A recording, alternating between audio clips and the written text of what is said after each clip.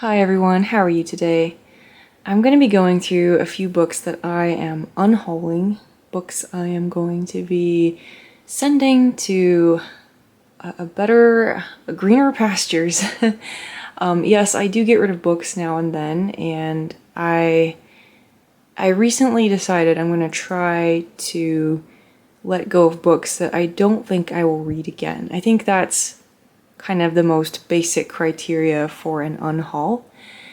And that doesn't mean I didn't enjoy the book or appreciate it, but if I'm not going to read or reference it again, I probably should let it go and make room for other things. So I'm going to be doing a few videos like this, and this is just the first stacks, but there'll be more to come. So the first book I have here is AI Superpowers by Kai-Fu Lee. In spite of the incredibly clickbaity title, I really thought this was a good book when it came out. 2015-ish? It's been a while. Really liked it. I learned a lot about AI. I learned a lot about software development in China. And it was just an interesting and enthralling read at the time. Don't think I'll be reading this again. Mainly because I don't think I want to buy books that are so locked into a particular time period anymore. There was a while I was keeping books like this because I thought it's interesting to have a snapshot of time, but I think my interest in having snapshots of time has diminished in favor of more timeless stuff. So anyways, long story short, great book, but I'm going to let this one go. The next book is The Last Election by Andrew Yang, another political-ish book. This is actually a thriller, it's fiction, but some of you know Andrew Yang as the guy who ran for president a while ago and was big on UBI. So anyways, not going to get into politics in this video, obviously, but I have 2 copies of this book. Long story that. So anyways, I don't need 2 copies of it. This one's gonna go somewhere else. Alright, now this book is one of the most important books I have read. No exaggeration. This is The Unwomanly Face of War by Svetlana Alexievich, an oral history of women in World War II. Primarily Soviet women in World War II. In fact, exclusively, I would say. So title is a little bit misleading, but this is an excellent work of basically, how do I describe it? Literary journalism in a sense. She interviewed all of these women when they were much older, and their stories had been silenced for the most part. And by silenced, I mean there just wasn't any interest in the longest time in these women's stories of how they participated in World War II. In many cases in combat roles or roles that brought them to the front lines, even if they were nurses. So, amazing book. Actually torn if I'm going to keep it or not. Not sure if I would read it again, because I wrote a very thorough book review of this on my blog. And I just don't know if I would read it again, even though it was very profound.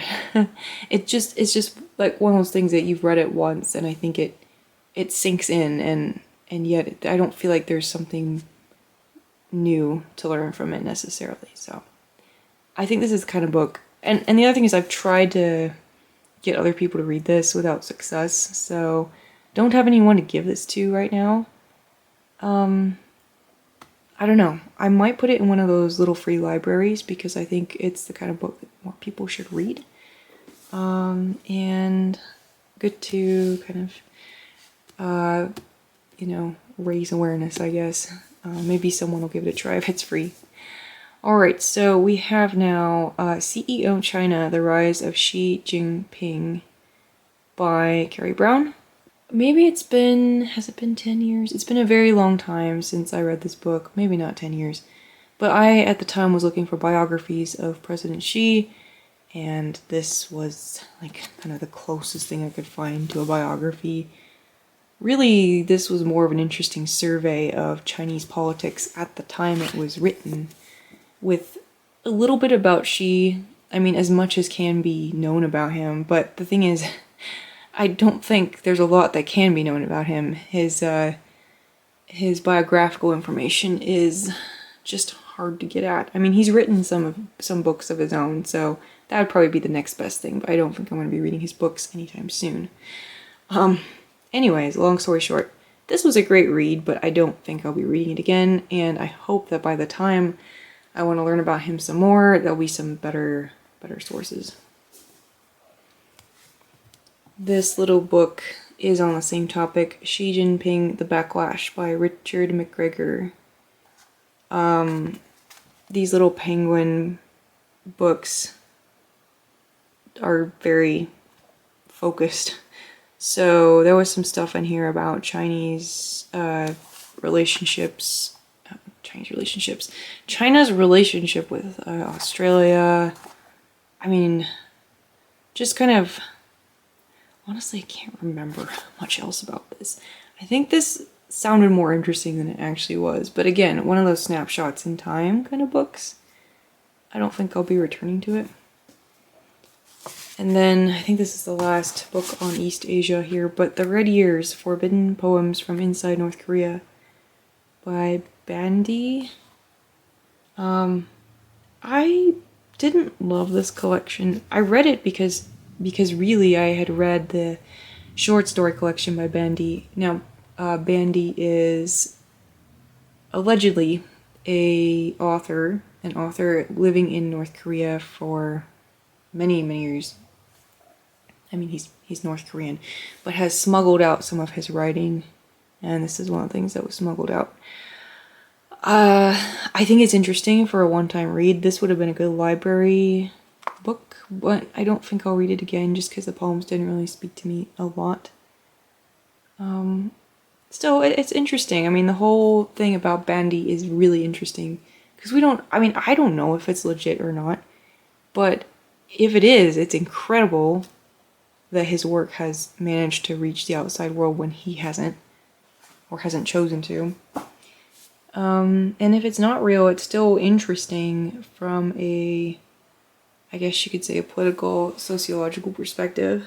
I don't know. I'm not trying to raise skepticism about Bandy as a person. I'm just saying I genuinely can't verify if it's from North Korea or not. But you know, such is the situation, unfortunately. Okay. All right. We have Cancer Ward. I can talk.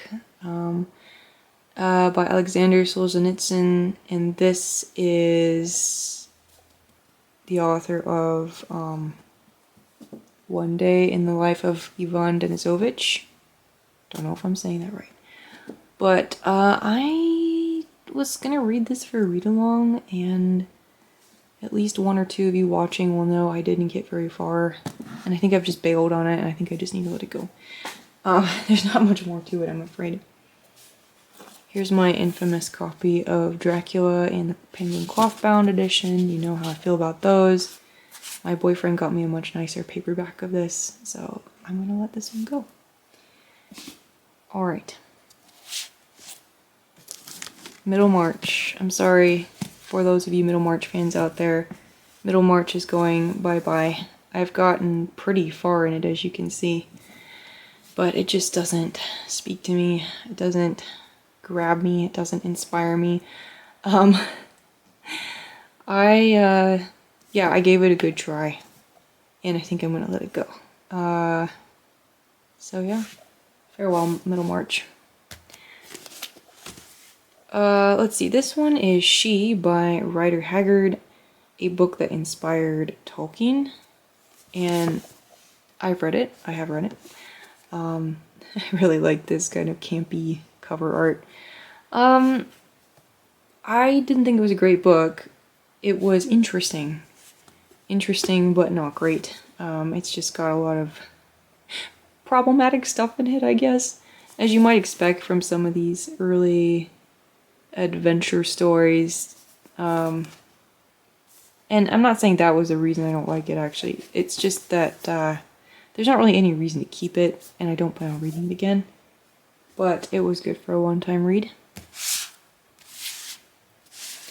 And then here's a book that I also really liked. The Cruise of the Snark by Jack London. Interesting little memoir about his voyage on his boat.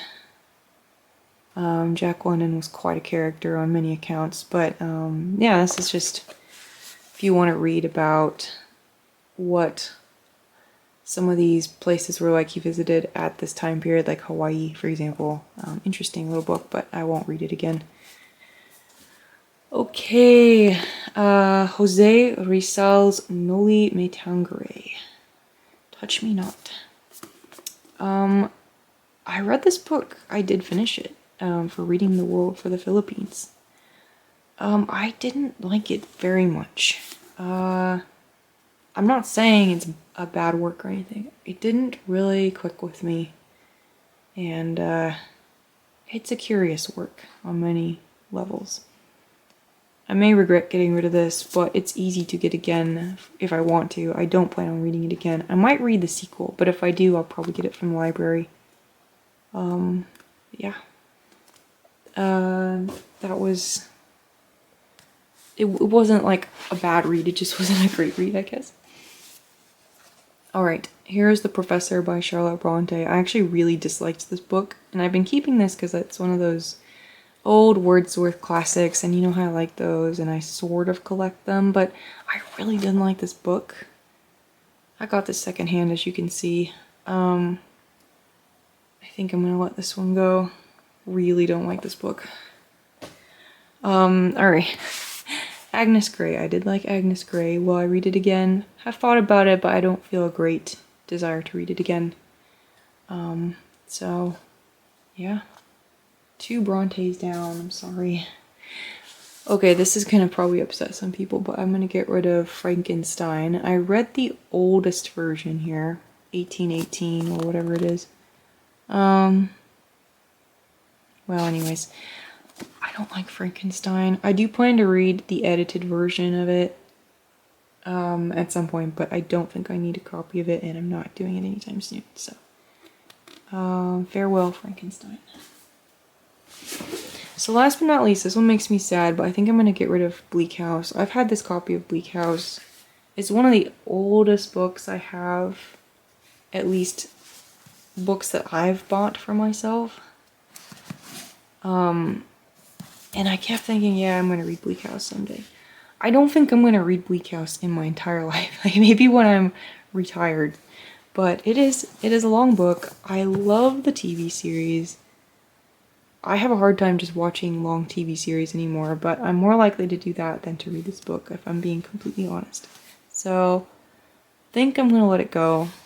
Poor Bleak House.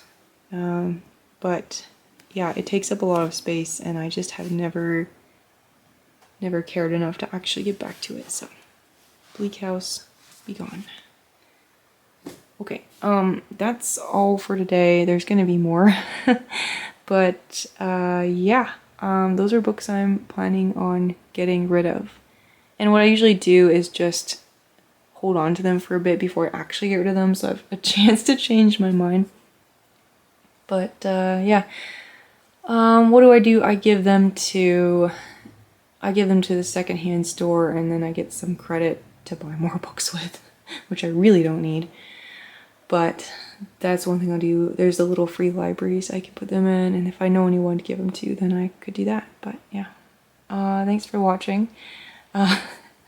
Hopefully this didn't trigger anybody. But yeah, I encourage y'all to, if you have too many books, think about paring down. Alright. Cause I'm obviously never gonna buy any more books again, ever. So anyways. I'll see you all next time. Thanks for watching. Bye!